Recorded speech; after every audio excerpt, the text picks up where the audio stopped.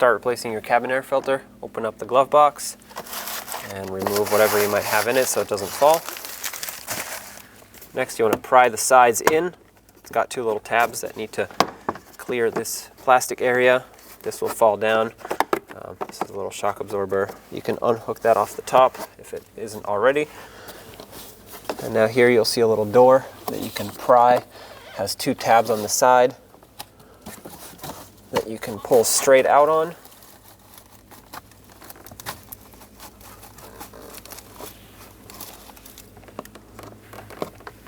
Here's your old cabin air filter.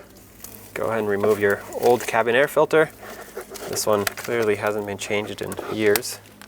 If you look on the new filter, it'll tell you the direction of the airflow. With the arrow facing down, I'm going to put the filter with these foam pads in the front and in the back. Make sure you go underneath these hooks on the side here and make sure it's seated all the way. Perfect. Now you take this tray with the filter, slide it in, make sure it clicks back into place, put your glove box back up, put your belongings back, close the glove box, and test it out.